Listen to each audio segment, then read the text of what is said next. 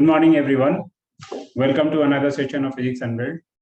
And in this particular session, we are going to touch a very important topic of class 11 physics, that is friction. We have already studied about Newton's laws of motion and its applications in our previous lectures. If any of you have not watched our videos, I'll recommend you to just browse to the playlist of Newton's laws of motions and enrich your concept over there. So in this particular session, as I have already told you, that we'll be touching the concept of friction. So what is friction and how friction is important in respect of coming examinations like different competitive examinations. So we'll be touching those topics. Friction. So as we have already explained in our previous classes that एक body को अगर हम touch में रखते हैं, जो force का definition हमने बताया था, तो फोर्स में हमने दो तरह का फोर्स बताया था. एक फोर्स हमने बताया था action at A distance force, एक फोर्स हमने बताया था normal force. Action at A distance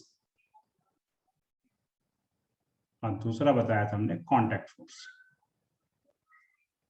जो कि कांटेक्ट की वजह से लगता है.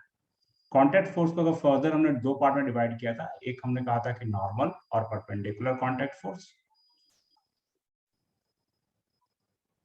दूसरा हमने कहा था हॉरिजॉन्टल कांटेक्ट फोर्स,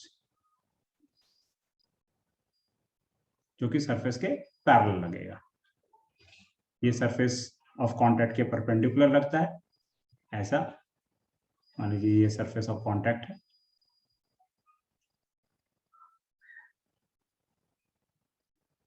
और ये लगेगा सरफेस ऑफ कांटेक्ट के पैरेलल. मान लीजिए ये सरफेस ऑफ कांटेक्ट है दो बॉडी का, मान लीजिए एक बॉडी है, ये एक बॉडी है, तो इसका पैरेलल लगेगा. तो this is horizontal contact force.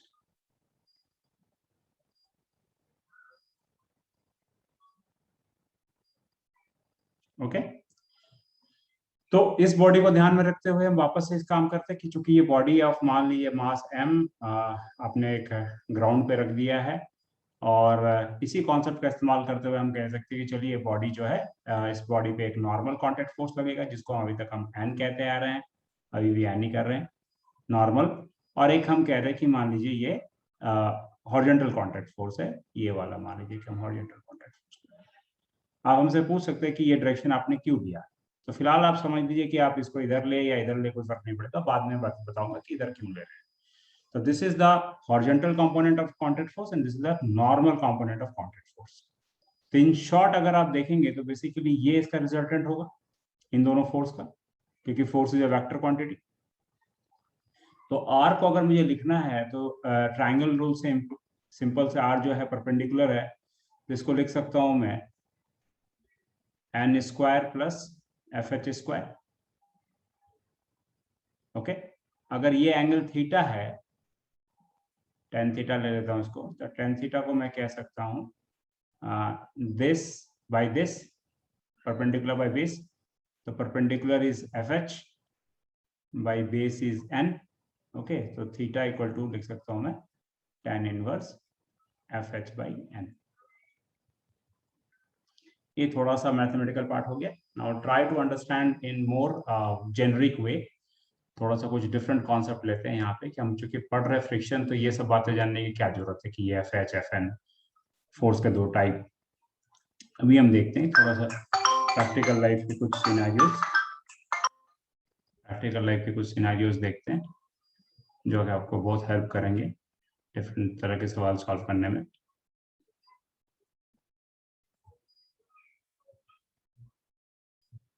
Okay, so let's see how it helps. मान लीजिए ये एक ब्लॉक है, इस ब्लॉक के नीचे में कुछ नेल्स है. ओके, और हमने जमीन में भी कुछ नेल्स डाल दिए, और these are nails.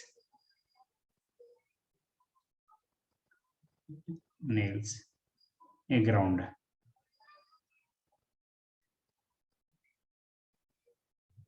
ये भी नेल्स है. अब इन दोनों इस नेल्स के बीच में कुछ धागे बांध देते हैं आपस में. Okay, this are thread.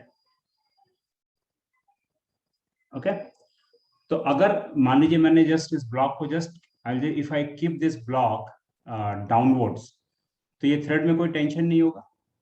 So if block is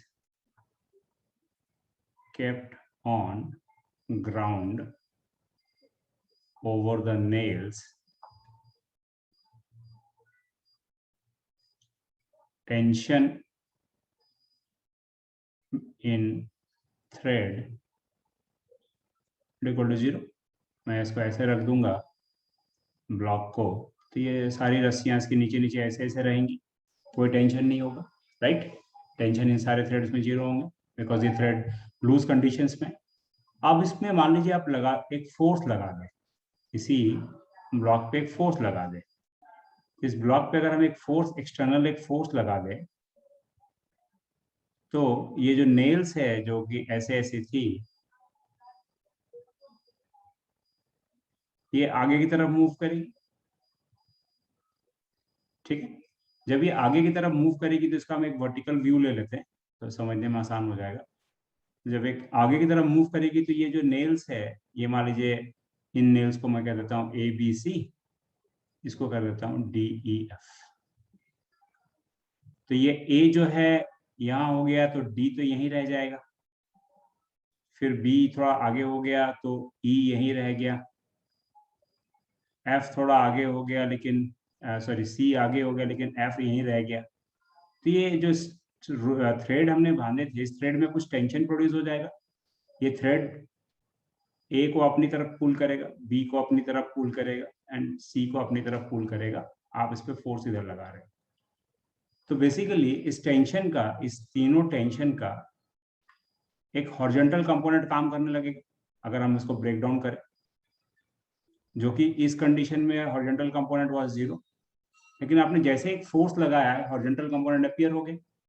तो आप समझिए कि फ्रिक्शन, बेसिक इस पर्टिकुलर फोर्स को हम बेसिकली रियल लाइफ में फ्रिक्शन कहते हैं. और इस थ्रेड, जो ये थ्रेड का जो एनालॉजी है, ये thread nothing but the intermolecular forces between the surfaces है. हम पूरा डिटेल में नहीं जा रहे हैं, समझ मैंने कि अगर हम फिजिक्स को उतना नैनो पार्टिकल्स के हिसाब से पढ़ना चालू कर दे तो माइक्रो लेवल में तो थोड़ा डिफिकल्ट हो जाएगा समझाना. तो intermolecular forces can be assumed as tension in thread. Okay, so हम क्या देख रहे हैं कि जो सरफेस में जब हमने रखा था तब, और ये जो इंटरमॉलिक्यूलर फोर्सेस थी अपने लेवल पे थी, हमें फील नहीं हो रही थी. कुछ ना कुछ तो होगी इस कंडीशन में, टेंशन 0 था भले, लेकिन कुछ ना कुछ तो होगा इसके बीच में. लेकिन वो हमें फील नहीं हो रहा था. क्यों नहीं फील हो रहा था? क्योंकि हम उसको फील कराने के लिए कोई एक्सटर्नल फोर्स नहीं दे रहे थे.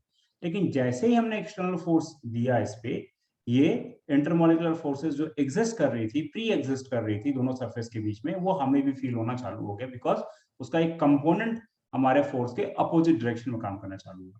So this TH is an analogy,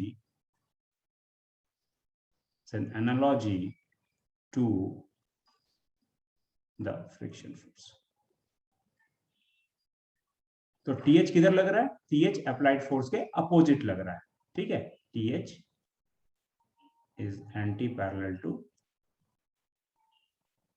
applied force. ठीक है, चलिए इसको इरेज करते हैं.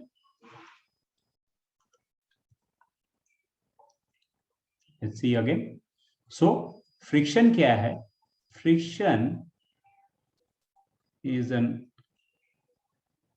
a horizontal contact force which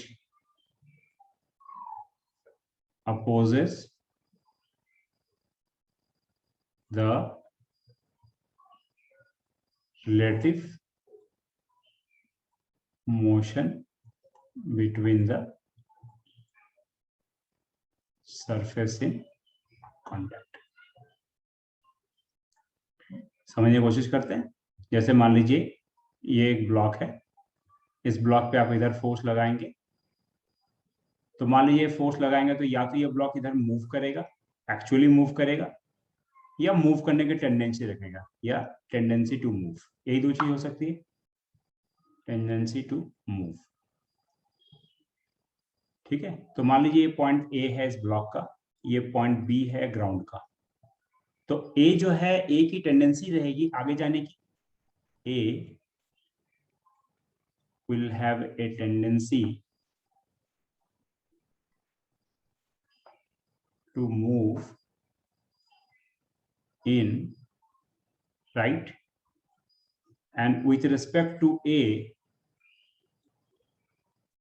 B will appear to move in left. If A is going in this direction, then according to A, B will go in this direction. Okay, so friction force always opposes the motion, the tendency of relative motion. So B पे, तो इसको वापस से draw करते हैं, ये point मैंने ए दिखाया, ये पॉइंट बी दिखाया, आपने फोर्स इधर लगाया था, एक्सटर्नल फोर्स, तो ये जो फोर्स है, तो बी पे ए जो फ्रिक्शन लगाएगा वो इस तरफ लगाएगा, this is the friction on A by B, और ये जो है बी जो है ए के रिस्पेक्ट में पीछे जाएगी, तो बी पे फ्रिक्शन ए जो है आगे की तरफ लगाएगी, ये friction on B by A. Clear? So since it's a Newton's third law, so it's clear. So again I am stating friction is a force which tries to oppose the relative motion between the surface in contact. Okay, so there should not be any kind of doubt कि ये move नहीं करेगा तो friction नहीं होगा, move करेगा तभी friction होगा, ऐसा कुछ नहीं। चाहे वो मूव करे या टेंडेंसी टू मूव करे, friction will exist, because I have shown you that how threads started to oppose the motion of block as soon as you started applying some external forces. Clear? So let us try to understand the nature of friction that we are going to deal in everyday life. I think this particular portion is clear to you. So friction is basically divided in two types. First is kinetic and second is static. So kinetic friction, first of all, let's take this one only. So kinetic friction, we denote kinetic as Fk. Kinetic friction. So kinetic friction acts when body in contact moves with respect to each other. Second, it always opposes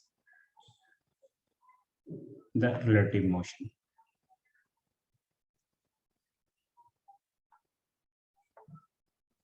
Between bodies of contact, bodies in contact. Third, it is independent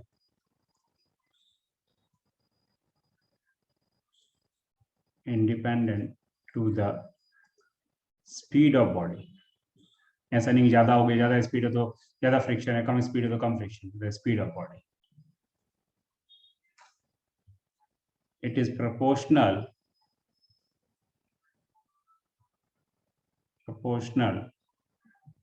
to the normal contact force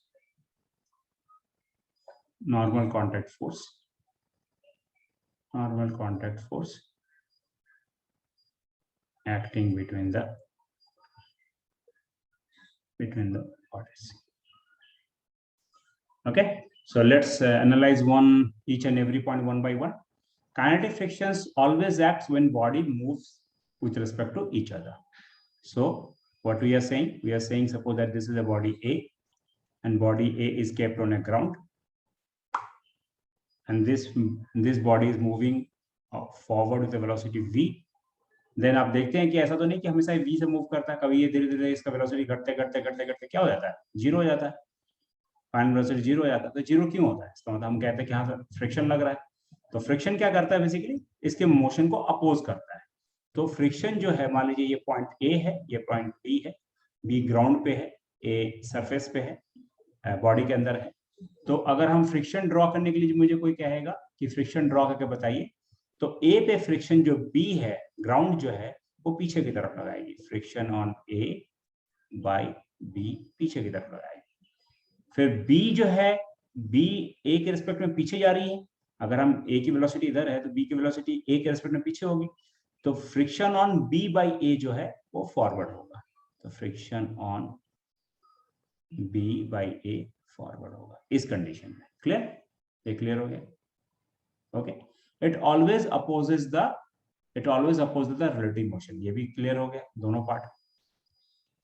ठीक है, it is independent to the speed of body. मान लीजिए body की speed v है या 2v है, ये friction की फोर्स की वैल्यू चेंज नहीं हो रही है। ठीक है, फ्रिक्शन की जो वैल्यू है वो यही रहेगी। मान लीजिए पहले ये 2 न्यूटन थी जब इसकी वेलोसिटी v थी, तो अगर इसकी वेलोसिटी आप 2v भी कर ले तो भी 2 न्यूटन ही। क्लियर। थर्ड जो है, फोर्थ जो कॉन्सेप्ट था, it is proportional to the norm contact force acting between the bodies. तो कॉन्टैक्ट फोर्स क्या हो गया, इसको डायग्राम को वापस से ड्रॉ करते हैं।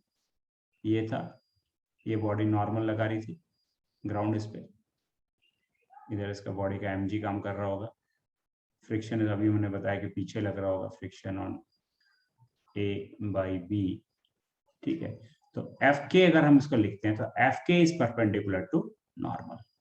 तो एफ के is nothing but mu constant ले लिया इनटू एन, प्रोपोर्शनलिटी कांस्टेंट। इस म्यू को हम बोलते हैं coefficient of kinetic friction, and this depends on kinetic. Mu के डिपेंड किस पे करता है, म्यू के depends on surfaces in contact। ये हमने अपने डे टू डे लाइफ में फील भी किया है। फॉर एग्जांपल एक रफ सरफेस है, ये मान लीजिए रफ सरफेस है, इसमें अगर आप किसी को लेके आ रहे हैं तो आपको ज्यादा फ्रिक्शन फील होता है। अगर आप एक मान लीजिए कि यहाँ पर ग्रीस डाल दें या इसमें ऑयल डाल दें और फिर इसको लेके आए तो आपको ये इजीली मूव करता है, फ्रिक्शन कम हो जाता है। तो ये जो कोफिशिएंट है बेसिकली, ये कोफिशिएंट इस पर डिपेंड करेगा सरफेसेस ऑफ कॉन्टैक्ट के बीच में, कि किस तरह का सरफेस इन कॉन्टैक्ट है। क्लियर है, ये पार्ट आप याद रखिए। अगेन मैं बोल रहा हूँ कि काइनेटिक फ्रिक्शन तभी लगता है जब बॉडी के बीच में कुछ रिलेटिव मोशन हो, मतलब v relative is not equal to 0, तब जो फ्रिक्शन लगेगा, friction force equal to kinetic friction. Okay, and kinetic friction always opposite v relative, v relative के डायरेक्शन को अपोज करता है। ओके, एंटी पैरेलल लगता है। क्लियर है, आगे बढ़े। अब आते हैं हम स्टैटिक फ्रिक्शन फोर्स की तरफ। स्टैटिक फ्रिक्शन फोर्स का लाइफ में बहुत ज्यादा इस्तेमाल है। फॉर एग्जांपल, एक बॉडी है, मान लीजिए एक छोटी बॉडी है m, प्रैक्टिकल लाइफ में हम देखते भी हैं, और एक बड़ी बॉडी है m। अगर इस बॉडी को मूव करना है तो अगर आप मान लीजिए 2 न्यूटन का फोर्स लगा रहे हैं और ये बॉडी मूव कर जा रही है, ठीक है, तो इसी बॉडी पे अगर 2 न्यूटन लगाएंगे तो ये बॉडी मूव नहीं करेगी। क्यों ऐसा होता है ना? एक छोटे से चीज को धक्का देना आसान होता है, एक भारी चीज को धक्का देना मुश्किल होता है। तो क्या डिफरेंसेस होता है यहाँ? तो देखिए कि अगर ये मूव करने लगा तो हम तो कहेंगे कि हाँ मूव करने लगा, इसका मतलब कि ऑब्वियसली फ्रिक्शन है। लेकिन यहाँ तो मूव नहीं कर रहा है, यहाँ पे है कि बॉडी मूविंग, यहाँ मान लीजिए बॉडी मूविंग, तो हम यहाँ फ्रिक्शन को क्या बोलेंगे कि काइनेटिक लगनी चालू हो गई है। ठीक है, रिलेटिव मोशन है। लेकिन यहाँ 2 न्यूटन लग रहा है लेकिन body is not moving, body is not moving. तो क्या यहाँ फ्रिक्शन नहीं है? फ्रिक्शन क्या है, यहाँ जीरो है? तो नहीं, यहाँ फ्रिक्शन जीरो नहीं है, बिकॉज ये हमारा प्रैक्टिकल एक्सपीरियंस बताता है कि यहाँ भी डेफिनेटली कोई ना कोई फ्रिक्शन है जो कि हमारा 2 न्यूटन फोर्स को अपोज कर रहा है। तो ये कौन सा फ्रिक्शन फोर्स है? तो उसी फ्रिक्शन फोर्स को हम कहते हैं static friction force. Static friction force क्या है?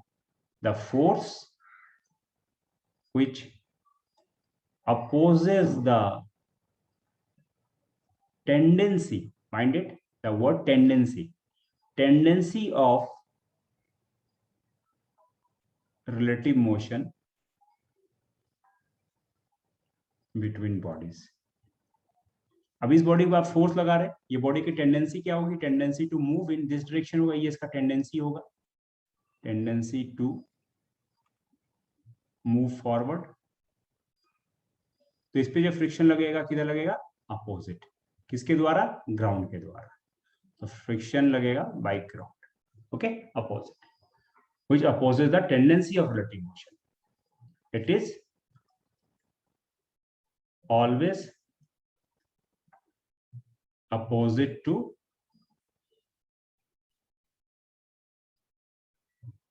tendency of motion. Third, it always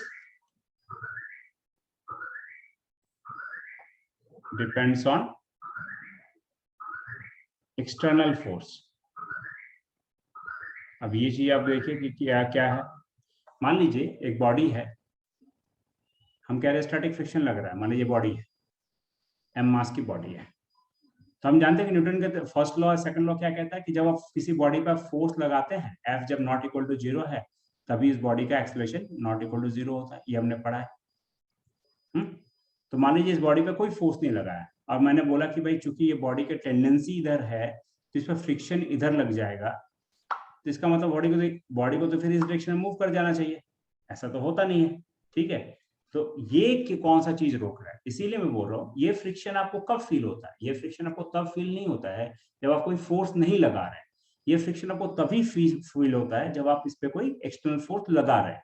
मतलब अगर आप इसमें कोई एक्सटर्नल फोर्स लगाएंगे तो इस बॉडी में एक टेंडेंसी पैदा होगी, तो टेंडेंसी पैदा होगी तभी जाके ये फ्रिक्शन काम करेगा, ठीक है। अगर आप इस फोर्स को 0 कर दे, इस बॉडी में कोई टेंडेंसी पैदा नहीं होगी न्यूटन के फर्स्ट लॉ से, तो इसका मतलब इसमें फ्रिक्शन 0 होगा। तो अगर मैं आपसे ये बोलता हूं कि if F external force is equal to 0 is not equal to 0, तभी स्टैटिक फ्रिक्शन फोर्स लगेगा, मतलब Fs is not equal to 0 होगा, ठीक है, ये याद रखिएगा। अगर F एक्सटर्नल फोर्स अगर 0 है तो कभी भी स्टैटिक फ्रिक्शन फोर्स नहीं लगेगा, ठीक है, स्टैटिक फ्रिक्शन फोर्स नहीं लगेगा। अच्छा, एक चीज और देखते हैं, ये क्लियर हो गया। फोर्थ पॉइंट ये है कि फ्रिक्शन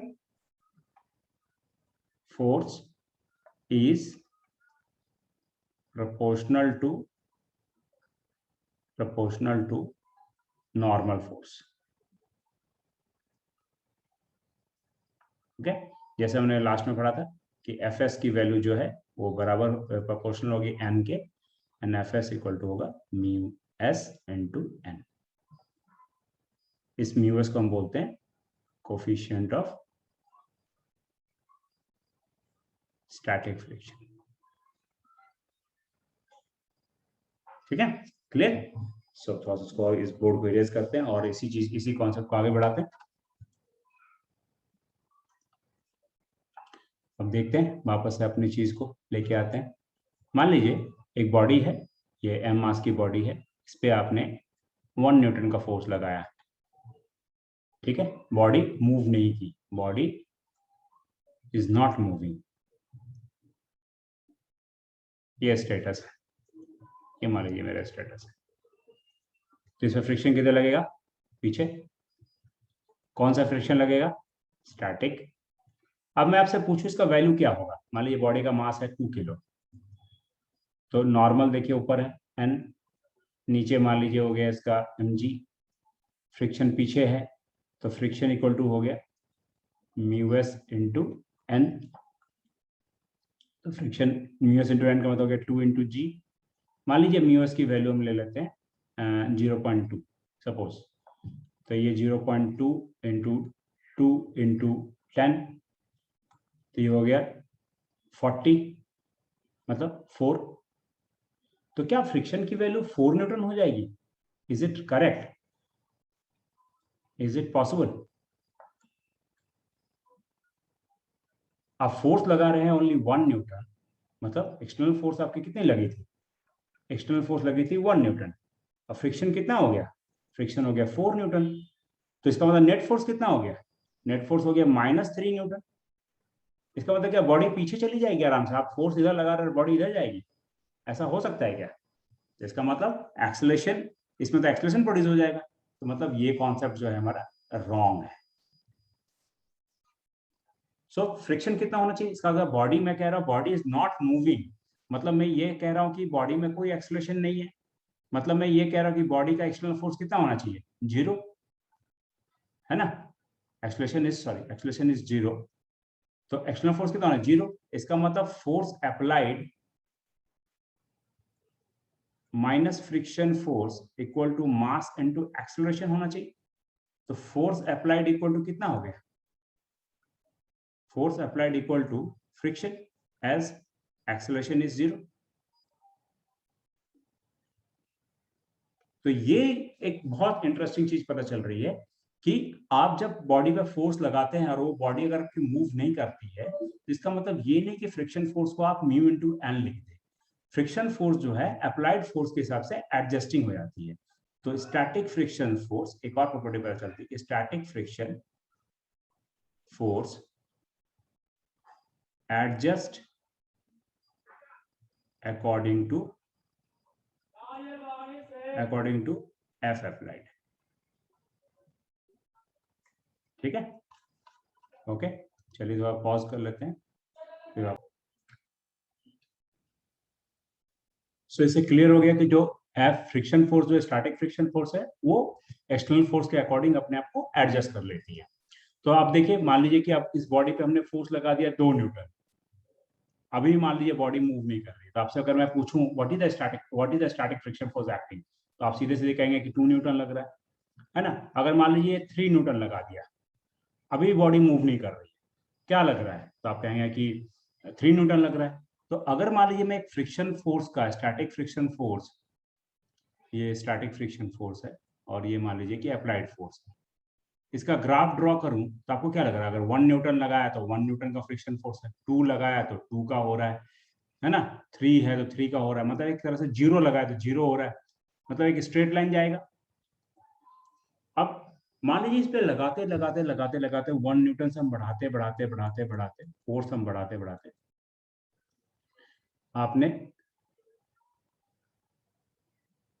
4.1 कर दिया, 4.1 न्यूटन कर दिया। मान लीजिए 4 न्यूटन का स्टैटिक है ना मैक्सिमम, तो 4.1 न्यूटन कर दिया। अब कितना इसमें स्टैटिक फ्रिक्शन फोर्स काम करेगा? What is the static friction force acting on this? तो आप देखिए कि जब 4.1 का कर देंगे तो बेसिकली पीछे का फोर्स तो 4 न्यूटन का है, रोकने वाला फोर्स, जो कि मैक्सिमम पॉसिबल था, और आपने लगा कितना दिया? 4.1 न्यूटन का। तो अब तो बॉडी स्टैटिक में रह ही नहीं सकती, बॉडी किसमें, बॉडी क्या करने लगेगी? मूव करने लगेगी। यहाँ पे body start moving, body start moving when F applied is greater than Fs, then Fs की वैल्यू क्या हो जाएगी? 0। तो इस Fs को हम बोलते हैं limiting static friction force, limiting static friction force या मैक्सिमम स्टैटिक फ्रिक्शन फोर्स, जो बोलना है। ओके, तो ये जो फोर्स था, ये कौन सा फोर्स था? ये था Fs की मैक्सिमम वैल्यू। तो अगर आपकी फोर्स जो है, मान लीजिए ये Fs है, ये मान लीजिए F मैक्स है, ये F मैक्स जब हो गई, उसके बाद क्या होगा? आपने F मैक्स तक फोर्स लगा दिया, मतलब अब इसके हिसाब से देखा तो 4 न्यूटन लगा दिया।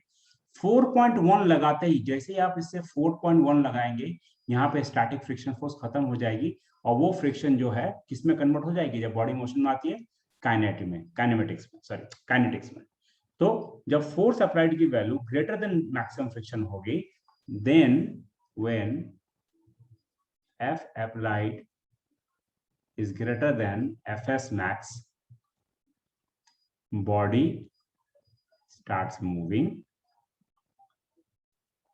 and Fk kinetic friction will start acting on the body। तो अगर आपसे उस टाइम पूछे कि Fs की वैल्यू क्या है, अगर 4.1 होगा तो Fs की वैल्यू 0 होगी। ठीक है, तो इसका मतलब यहाँ से फिर फोर्स क्या हो जाएगा, जैसे आपने इसके से थोड़ा सा आगे बढ़ाया ये फ्रिक्शन कम हो जाएगा। तो ये जो फ्रिक्शन की लाइन होगी ये एफ के की लाइन होगी, मतलब यहाँ होगी बॉडी मूविंग। यहाँ तक बॉडी क्या था, बॉडी एट रेस्ट। यहाँ तक कौन सा फ्रिक्शन था, ये था स्टैटिक। और यहाँ पे कौन सा फ्रिक्शन लगा, यहाँ लगा काइनेटिक। क्लियर, किसी को कोई doubt? I hope I am absolutely clear हो गई है। ठीक है, तो आपसे अगर कोई बहुत क्लियर, चलिए इसको डायग्राम को इरेज करते हैं और बहुत क्लियर पूछते हैं कि अगर आपसे ये पूछा जाए, समरी किया जाए कि एफ के कब लगती है, काइनेटिक फ्रिक्शन कब लगती है, एफ के is not equal to zero, इसका मतलब वी रिलेटिव दो ऑब्जेक्ट के बीच में नॉट इक्वल टू जीरो है। ठीक है, मान लीजिए दो ऑब्जेक्ट है ए एंड बी, तो अगर ए और बी एक दूसरे के रिलेटिव में मूव कर रही है, वेलोसिटी है उन दोनों के लिए, तो एफ के नॉट इक्वल टू जीरो होगा। ठीक है, F S friction force not equal to zero, इसका मतलब क्या है कि आपने कुछ एफ अप्लाइड किया हुआ है, कुछ फोर्स लग रहा है बॉडी पे, एंड बॉडी का स्टेटस क्या है, वी रिलेटिव क्या है, V relative is equal to zero. मतलब एक बॉडी है, इस पे आपने ए बी मान लीजिए दो पॉइंट है, इस पे आपने फोर्स लगा दिया है, बॉडी मूव नहीं कर रही है, नॉट मूविंग, तब जो फ्रिक्शन लगेगा वो एफ एस लगेगा। ठीक है, एफ एस किस तरह की फोर्स है, adjusting to applied force, applied force. कितना मैक्सिमम वैल्यू जा सकती है, एफ एस की वैल्यू मैक्सिमम वैल्यू होगी म्यू एस एन। ठीक है, उसके बाद क्या होगा, when force applied is greater than mu S N हो जाएगा, तब क्या हो जाएगा, बॉडी की वी रिलेटिव क्या हो जाएगी, not equal to zero. F S की वैल्यू क्या हो जाएगी, जीरो, एंड एफ के की वैल्यू क्या हो जाएगी, नॉट इक्वल टू जीरो। तो काइनेटिक फ्रिक्शन कब लगता है, जब बॉडी की relative velocity not equal to zero होती है। स्टैटिक फ्रिक्शन फोर्स कब तक लगता है, जब तक बॉडी की रिलेटिव वेलोसिटी एक दूसरे के रिस्पेक्ट में जीरो होती है। जैसे ही जीरो से ब्रेक करती है, काइनेटिक फ्रिक्शन फोर्स लगना चालू हो जाता है, स्टैटिक फ्रिक्शन फोर्स क्या होता है, जीरो। क्लियर, तो इसी पे बेस पे कुछ हम लोग न्यूमेरिकल्स बनाएंगे एंड वो हम अपने अगले क्लास में करेंगे। आज के लिए इतना कॉन्सेप्ट काफी है, आप इस कॉन्सेप्ट को वापस अपने बुक से पढ़े, किसी को किसी तरह का डाउट हो हमसे पूछें। ठीक है, और उसमें बहुत ये हम अपना नेक्स्ट क्लास जल्द लेके आएंगे, कल या परसों के अंदर लेके आएंगे, जिसमें हम basically static and kinetic friction force की कुछ न्यूमेरिकल सॉल्व करेंगे। ठीक है, तो ये याद रखिए कि अगर आपसे कोई स्टैटिक फ्रिक्शन फोर्स का वैल्यू पूछता है तो आप डायरेक्टली म्यू एस एन ना बोले, आप स्टैटिक फ्रिक्शन फोर्स की जो वैल्यू होगी वो less than equal to mu S N होगी, दैट इज इसकी मैक्सिमम वैल्यू इतनी होगी, मिनिमम तो जीरो भी हो सकती है। ठीक है, F S can vary from zero to mu S N. ठीक है, वैल्यू, ये दोनों वैल्यू अटेनेबल है। Okay, clear, so with this we are just ending the section of friction force for class 11. Hope you have got the concept very lucid and you have not found any problem in understanding.